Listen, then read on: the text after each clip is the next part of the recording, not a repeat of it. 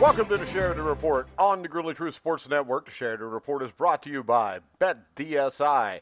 To get a 100% cash bonus up to your first $1,000 deposit, 50% casino, 50% sportsbook, go to betdsi.eu, put in a promo code TGT, or go to thegruelingtruth.com, click on the BetDSI banner. That'll take you also. Just remember, promo code TGT. I am your co-host for the Sheridan Report, Mike Goodpaster. Like now, I'd like to welcome in my co-host from the Sheridan Report, the man who is on a little bit of a hot streak now, Bobby Sheridan. How you doing, Bobby? Well, Mike, I'm doing fine in baseball.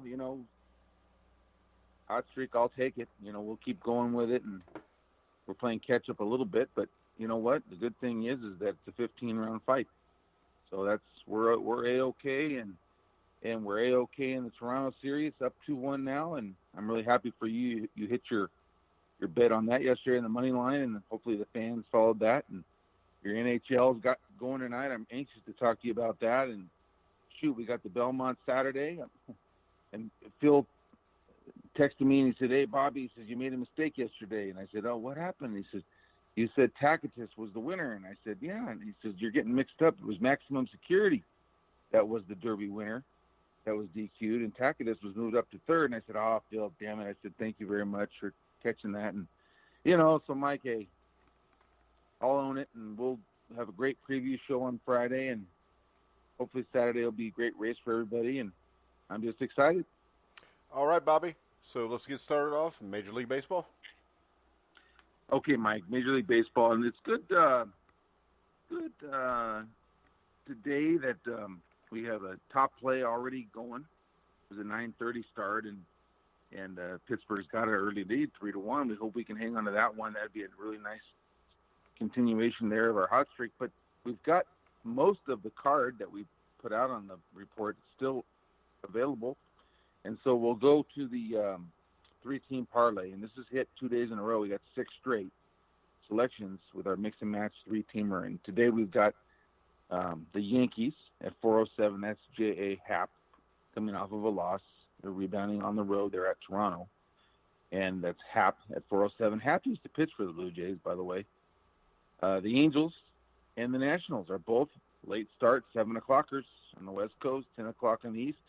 The Angels won a big one last night, come from behind, and they won that in the 10th or the 11th. And that's going to be an interesting game because both teams extensively use their bullpens, but the Angels will just have to find a way tonight. They're on a roll right now themselves, and when teams are on a roll, they find a way.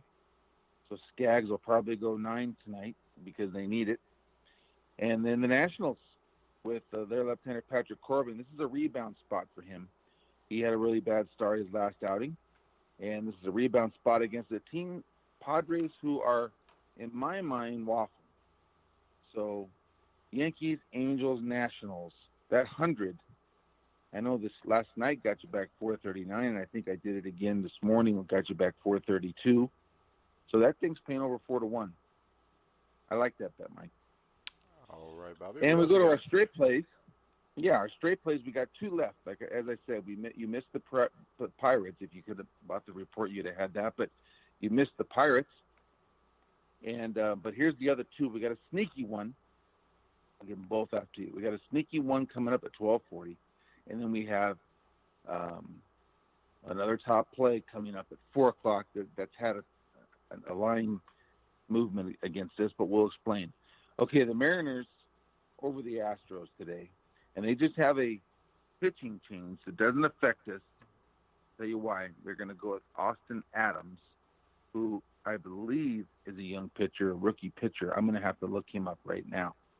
As we speak, because I just saw this this pitching change a little bit ago, but I'm staying with it because my pick today was an anti-Houston, a fade on Verlander. Verlander, what can I say? The guy's a Hall of Famer. I'm not going to sit here on the air and tell you he's going to get killed today. He never gets killed. But I'm anticipating a step back today. I'll tell you why, because he's had He's been on a pretty good roll lately with his outings, his innings, his pitch counts. okay? But, all pitchers will throw in a dud, and a dud for him might be 5 innings, 4 runs, 4 strikeouts and 2 walks, something like that. That's a dud for Verlander, and that's what I'm expecting today to happen. This is why I'm betting the Mariners, and I'm thinking what we can do is we can get out of that first game like we did yesterday with the Dodgers and Diamondbacks. It's the same sort of idea. I think we can get out of the first part of the game, the Verlander-Austin Adams matchup. Why not get out of that even at 5-5 after 5, or 4-4 after 5, or up 5-4 after 5, and then let's turn it over to the bullpen, and let's see if the Mariners can catch one here at home at a plus 176. It's all about the number, Mike. So, and actually for the fans, that line came down. It's now plus 176 on the pitching change. It was actually at one time plus 185 with Malone, the left-hander. So I like that. We've actually, in fact, we've gotten 10 less cents coming in our way, but the pitching change actually helped the number come in that direction, which tells me that this is a good young arm of Seattle's, and I'm going to have to do the research, but this is a good young arm. Maybe Houston hasn't seen him, and maybe we can have that lead after 5 instead of being just tied. So anyhow, Mike, that's long-winded, but I like Seattle. It's a sneaky play at plus 176. And then finally, Mike, the other top play is Cleveland Indians. We have a battle of aces, and this is the game of the night. We've got Cleveland against Minnesota. Berrios, who is kind of their de facto ace coming into the year. I think Odorizzi has outpitched him thus far, but Berrios is still quality. He's a former All-Star. He was on the All-Star team last year, but so is Trevor Bauer. And, Mike, this is Cleveland's series. I predicted that going into the series. I laid off game 1. We had him yesterday, game 2. I'd like him again right here for the sweep because Cleveland's well-managed, okay, number 1. They have a lot of pride in that team, number 2. These guys have won that division, 4 or 5 times in a row? And yet now you got Minnesota who's taking it over. They went into this series back 11 games, and they can get it, or 12, something like that. They can chop 3 of it off right away in one series.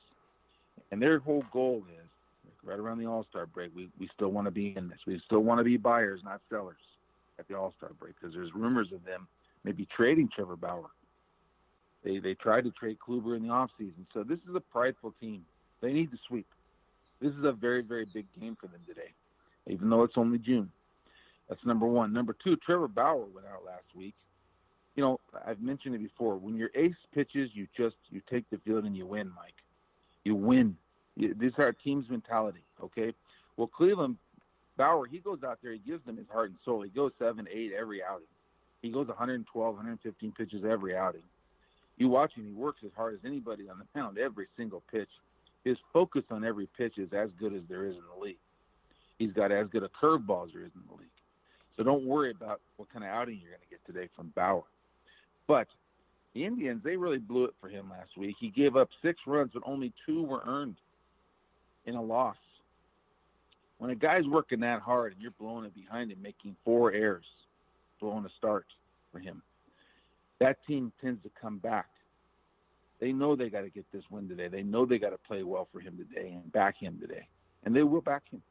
And that line, last night when I put this as a top play, it was plus 100. Minnesota was a small favorite on the road, and it's now flipped. Cleveland's a small favorite, minus 114. So you either can just go with it still, play it, lay the small money. It is what it is. Or if you just are staunch, I don't lay money, then you can throw them in as a mix and match with my hockey that's coming up, or with any of the other 2 or what have you, mix and matches I gave you. There's your options. But I like Cleveland tonight. That's my top play. And there's my baseball man. Yeah. What else you want to talk about? Well, I want to give you a chance to get in there now with your hockey because I'm really curious to see what you like tonight. Blues. All right. Just bet all the money you own on the Blues and you'll be fine. Now, I think, number one, the Bruins have some game-time decisions, which player-wise could be rough for them because they got their captain, Chara, who may miss the game. But overall, when I look at this, I just like them right now. I think this is where we need to go with this. And I think they're going to get this done. I think they're going to get it done big time tonight. I think they're going to win the game 4-2, so I would take the over. Okay, good. So we got the over and the Blues. That Mike, that part would be great because I'm seeing plus 130 and I'm seeing plus 125 on the over 5.5. So that would be a really nice parlay right there. Yeah. They wouldn't give it to me on the parlay, though. I don't know why. I tried. Oh, well. Maybe I did the 3. I even did like the plus 2.5 for the, what do you call it? You probably couldn't. Yeah, you couldn't combine all that. You couldn't combine all that together. That's why they did that. I know. It's a bunch of shit. But that's all right. But let me see what that two-teamer pays. I made a mistake and I have to redo it. Let me see what that over and Blues pays, just those two. That'll be a nice little parlay. For $100, that pays $4.17. So it's over 4-1 odds just on two teams. All right, that ain't too bad then. Tremendous. That's great. You know, Mike, Game 5, and you mentioned injuries. So is Boston kind of in the same position as Golden State a little bit? I don't think it's as desperate because this is a sport where pretty much every guy on the roster gets used anyways. And when you look at it, their front line, their main 3 players, Pasternak and that group, have not done really well. So I just think that the momentum's with the Blues. Nobody's won 2 straight yet in this series. The Blues are significantly better on the road than they are at home. I think this is a perfect situation for them to come in and steal it. You know, they did a great job making this thing 2-2. And the first team, you know, there's an old axiom or whatever, the first team to win 2 in a row in a series is your winner. And it hasn't happened yet, right? It's been zigzag. Yeah, it hasn't happened yet. Yeah, so let's get the Blues. I think tonight win would give them the series. I mean, right? I mean, isn't this? Well, it'll put them up 3-2, but the Bruins have played better on the road too, and it's hockey, so I wouldn't say it gives them the series. It gives them an opportunity to win the series with one of 2 wins in the next 2 games. Right. But huge advantage, right? I don't think it's a series that's over if they win it tonight, but it would be huge if they get it. All right. Well, that's unlike the NBA coming up because if Toronto gets the next one, is that one over? No, I don't think it is. I think anytime Steph Curry's on the court, they've got a chance until the trophy is handed to Toronto. The series is not over. Okay. Well, I love hearing you say that, and you know, I'm looking at a picture right now of Kawhi Leonard. I've got my phone out and I'm looking at something, and they have a little photo of him up on it. What I'm looking at, and don't you just love this guy's demeanor? I mean, is there any better for a coach than to have your best player be so emotionless, so robotic, so poised than this guy? I mean, he's just a machine, and that works really well for what you're saying. You know, anytime Curry and these guys take the court until they're dead, until the head's cut off, well, I don't see Kawhi Leonard. You don't know whether that guy's up 2-1, down 2-1, 3-0. He's had a good game, hadn't had a good game. That's a coach's dream. I would unload the bank for this guy to be my franchise player on my team. I'd take him over anybody in the league right now. Anybody. I wouldn't. But well, you know, I mean, to me, I'll take Steph Curry. I know you do, Mike, and I can't say anything bad. You know, the guy's unbelievable, and shit, he had 47 yesterday and gave him a chance. I mean, holy cow. But as Risley said on Survive in Advance today, that proves that he cannot raise everybody else's game and get him to win. So you got to check out Survive in Advance. It's very entertaining. Well, I wish I could speak on that one because you got to listen to it before you speak on it. Well, let's just speak on it tomorrow, maybe. That's true, but what I meant was could have. But you know, it's I don't know. I just think Toronto and Leonard and the way they play and adding Gasol, I mean, I'm just happy. All right, that line is minus 110 now for the series.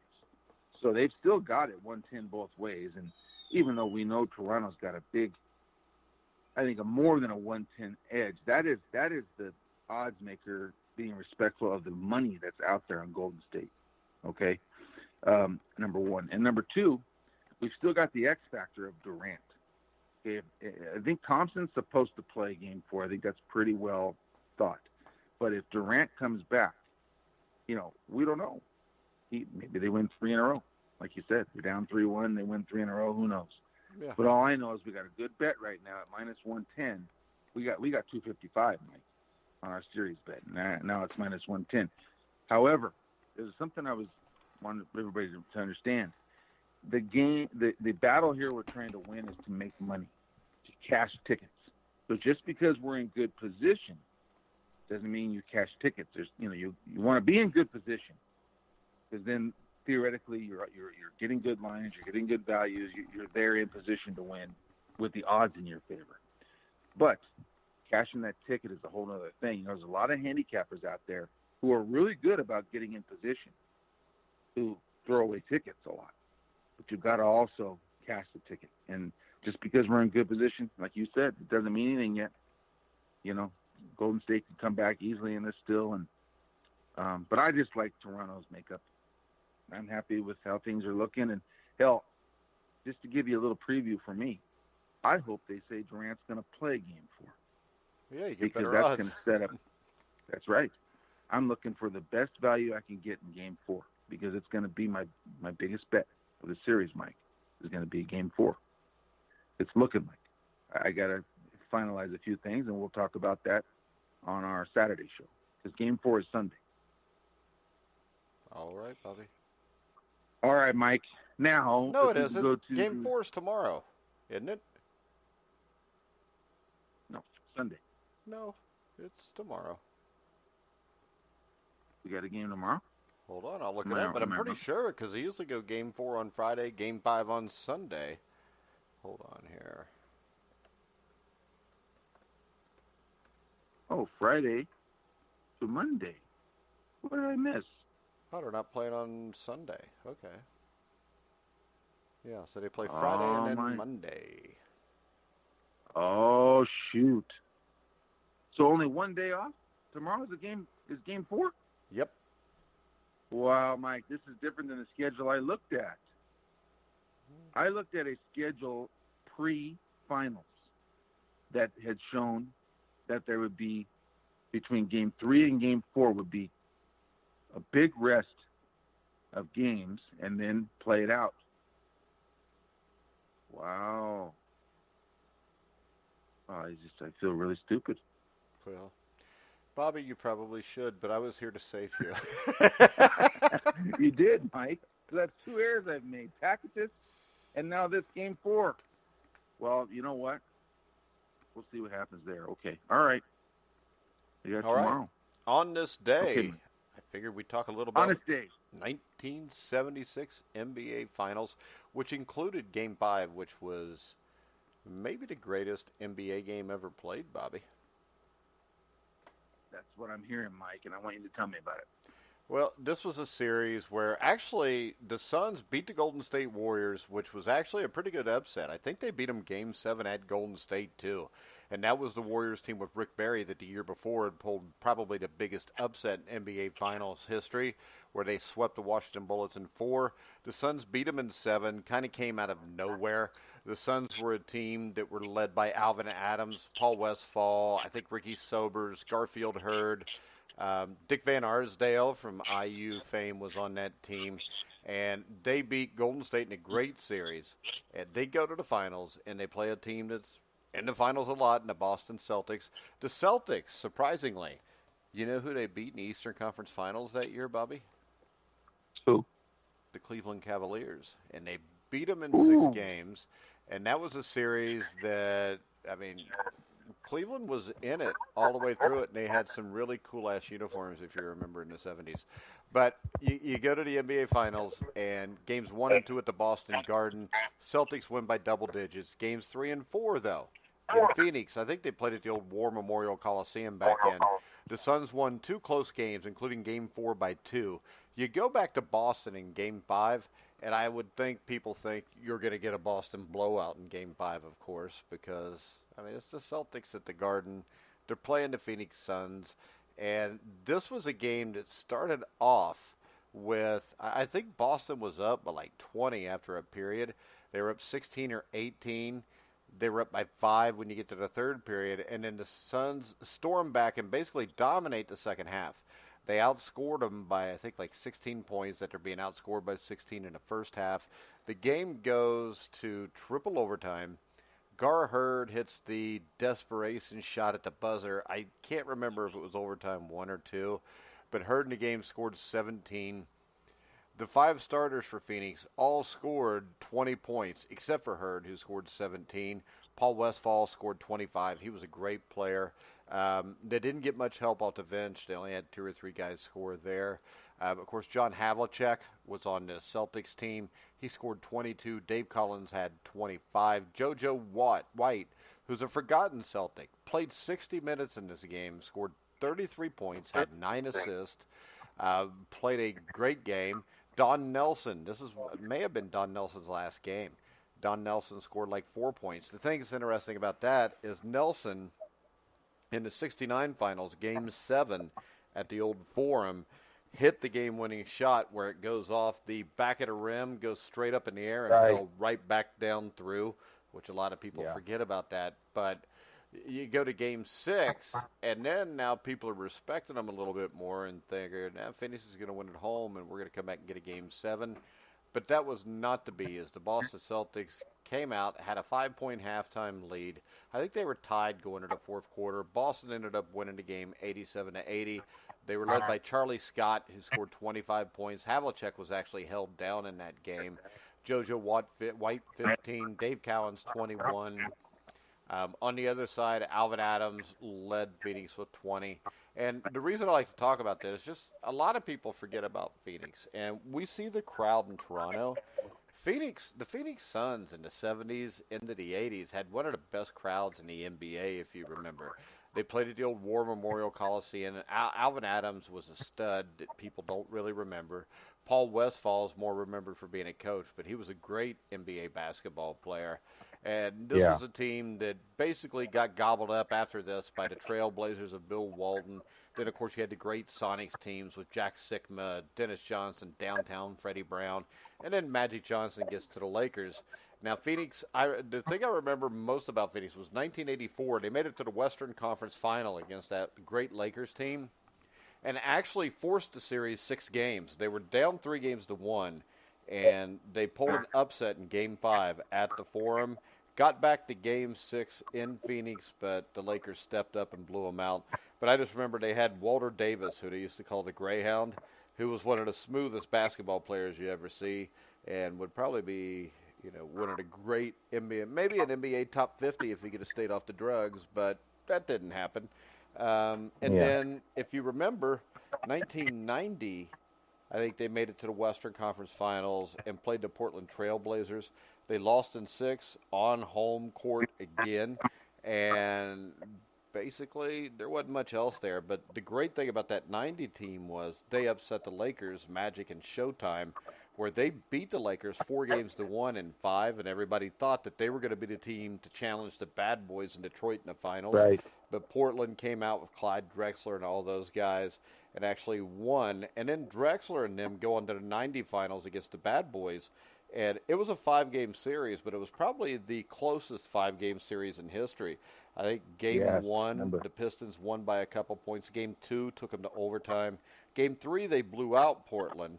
Then Game 4, Portland wins a close one. Game 5, Vinnie Johnson, the microwave, gets hot at the end of the game.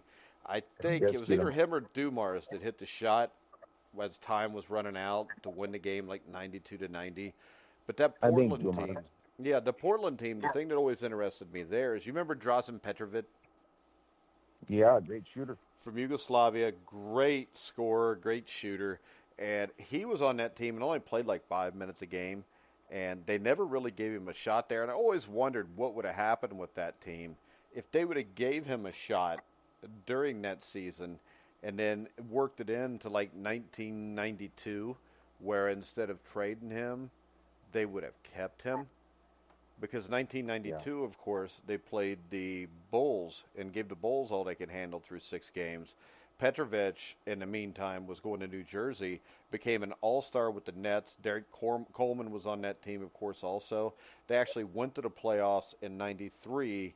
I think they beat Cleveland before losing in the conference semifinals, or they might have lost in 5. I think they lost in 5 to Cleveland, and then Cleveland went on to lose to the Bulls. But I always wondered kind of what would happen if Petrović would have played with that Portland team, because you remember they had Terry Porter in the backcourt. They had Clyde Drexler. If you're bringing Petrović off the bench and he's dropping 20 or 25 points, could have changed a lot of things. But, yeah, I really like the Phoenix Suns back then. I like the Blazers, too. So I figured I'd trade it in together, and that's all I got to say about that. Well, a couple of things came to my mind. Walter Davis, they called him the Greyhound, right? Is that because how he moved? Yeah, the way he ran. He had them long legs. He had that long gait, but that dude could play. Yeah, then Portland made me think of Kevin Duckworth. He was a pretty good center and big guy, and I remember him. And then I also thought of, when you talked about your Phoenix, I thought of Barkley coming over. Barkley coming over and playing with Kevin Johnson and Dan Marley, Thunder Dan Marley. In the early 90s. And that was the game that was the game that most resembled 1976 Game 5. Was Game 3 of the Bulls Suns in 93, where Thunder Dan goes off and the Suns beat them in triple overtime. I mean, Marley was pulling up from just inside half court and nailing stuff. Yeah, and, he was a hell of a player. And, of course, Barkley, they had a star, and he didn't have a title. He was trying to get his and the thing that was interesting in that series is Phoenix had home court advantage and lost the first 2 games in Phoenix.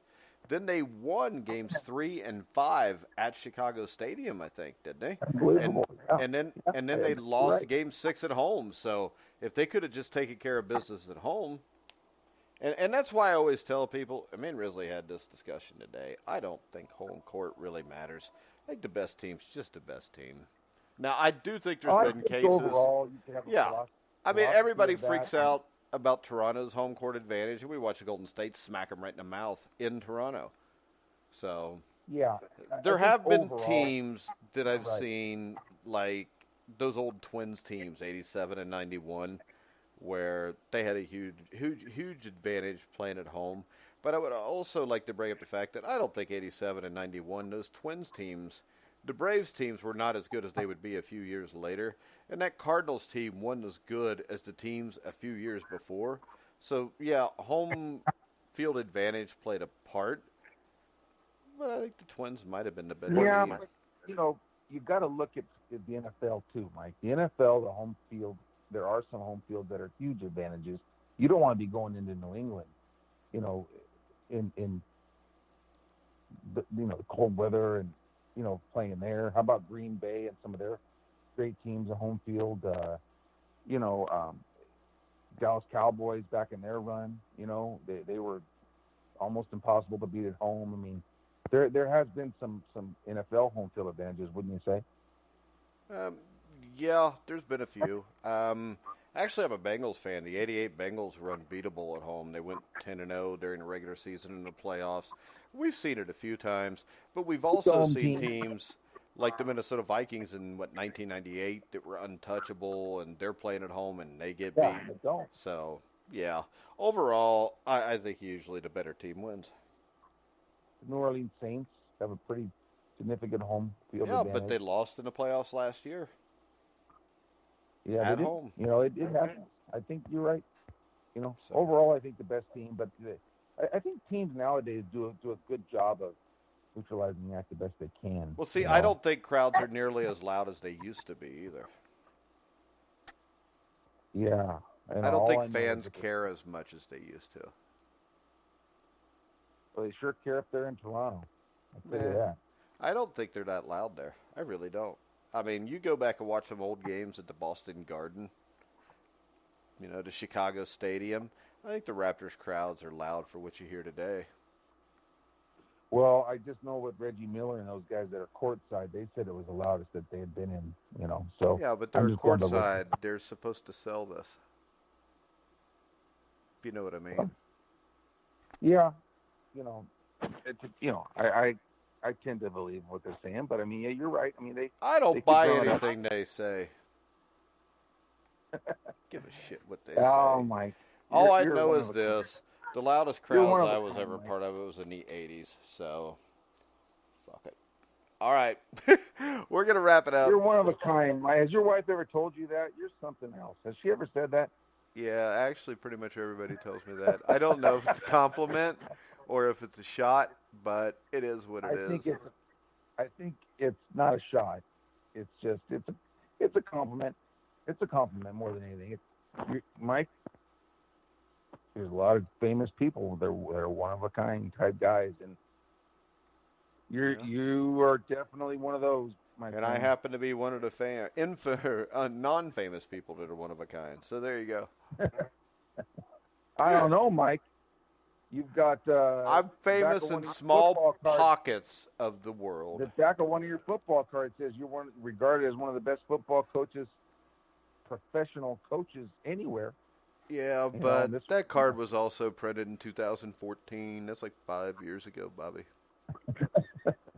Well, hey, Mike, once you've got that kind of knowledge and prestige or, capability, ability, and it doesn't matter what year it is. All right, Bobby, I'm done with you kissing my ass. We're going to wrap this show up. I want to remind everybody to check out the Sheridan Report at Sheridan Report on Twitter, the SheridanReport.com on the internet. Make sure you check out Phil Rankin's The Handicapping Guide halfway down on the GrillingTruth.com page. Click on that for all your horse racing gambling needs. Also, BetDSI, go click them at the top of the page. Use promo code TGT for a 100% cashback bonus. All right, guys, we're going to wrap it up. We will be back tomorrow at 2:30. Surviving Advance will be at 1 o'clock. Make sure you're here. We will be. I want to thank everybody for listening. Make sure you download our app at the iTunes Store. And you can hear all of our shows on iHeartRadio, iTunes, TuneIn, Spreaker, Stitcher, Spotify, wherever you find sports podcasts. You'll find The Grueling Truth. So for Bobby Sheridan, I'm Mike Goodpaster. You've been listening to The Grueling Truth, where the legends speak.